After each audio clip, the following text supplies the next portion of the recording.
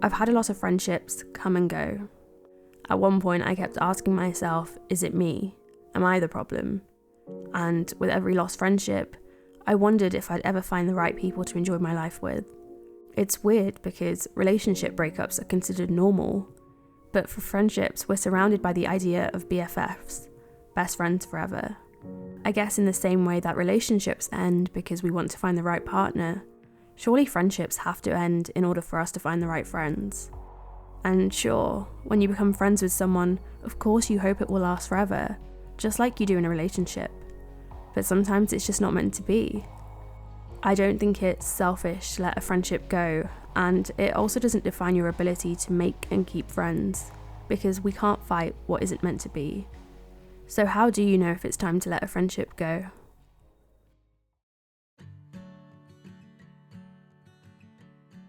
If the only reason you're friends with someone is because you've been friends with them since childhood, it shows that you don't really want to be friends with them. Your history is the only justification you have, making it more of an obligation. You're holding on, too afraid to let go of the past. But I do think it's really important for us to realise that sometimes people do grow apart. Our interests might change, we're no longer unified by being in the same place, or milestones pull us apart, like having kids or getting married.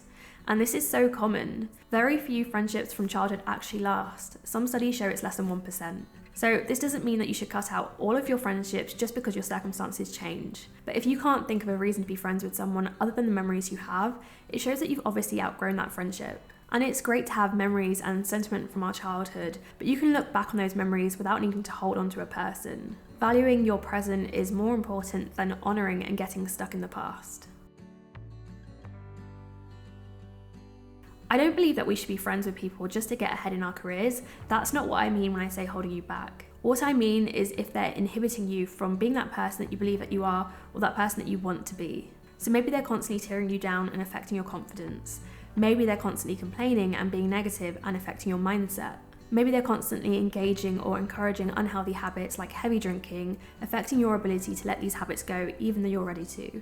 If you're ready to grow and you feel stifled, then maybe it's time to let that friendship grow so that you can move forward with your life. Otherwise, you're just going to be stuck. It's okay to value yourself and who you want to be. In fact, it's more than okay, it's necessary. Real friends value each other simply for who they are. They're there for the actual friendship. They love each other, support each other, and encourage each other, and that's what friendship should be about. A transactional friendship, on the other hand, is when you use each other. So the friendship becomes a resource or a means to get what you want from life. So this could be related to so many things. It could be using the friendship to get ahead in your career. It could be using it to feel popular or so that you've got people to go out with. You might be using it for confidence or to impress others by showing them who you're friends with. So it might be that you're friends with someone for these reasons, or maybe you feel like someone's friends with you for these reasons. But either way, it's a sign that your friendship is transactional rather than genuine. You're not there to love and serve each other, you're using each other. When something good happens in your life, you should feel like your friends are happy for you too. It's not a good sign if they ignore it or say something discouraging or somehow turn the conversation back to themselves, or maybe they do say the right thing but you've got this gut instinct that they don't really mean it. And this should go both ways, so you should also be celebrating their wins as well. So if you constantly feel jealous or bitter anytime your friend does well, again, you have to ask yourself, is this a genuine friendship? You and your friends should want to see each other do well and celebrate your wins together. It should come from a genuine place of joy. I think it really sucks when you have a friend who only messages you when they need to ask you a question or because they need something, and you answer straight away, but anytime you try to reach out to them, it takes them ages to reply, or maybe you get no response at all. I just feel like it shows that friend isn't really valuing you, and if you put up with it, it shows that you're not really valuing yourself. Friendships do require effort, and I think that should go both ways. I definitely think it's important to understand that sometimes people can be busy or have things going on in their life, and I think we should be reasonable with that. But if the lack of effort is really consistent, then I think at some point being busy is no longer an excuse. If there's an imbalance in your friendship in any way, it can cause resentment. So this could be an imbalance related to who's making more of an effort, or who's giving more time, or who's being more understanding and validating. So if you feel like your entire friendship, for example, is based on you trying to build your friend up, then it's not really a friendship, you might as well just be their life coach. Or it could be that you have different expectations and needs from your friendship. So maybe you want something really meaningful and you want to be able to open up to your friend, but they would rather have someone that they could just go out with and take photos with. I personally feel like a friendship won't last if you want different things from it. And sometimes when a friendship is one-sided, it's really difficult to know where you stand. And in that case, I always think it's better to just be upfront and actually ask that person, because they might be able to reassure you. But if you feel like even then it's one-sided and that it's always been that way, it's probably better to let that friendship go because it's unlikely to ever change. Trust is obviously very important to any relationship, but I do believe mistakes happen and that trust can easily be broken, so I don't personally think that's always a good justification to end a friendship. But if there's consistent behaviour and abuse of trust which makes you feel like your friendship isn't a safe space, then I don't really see the point of it.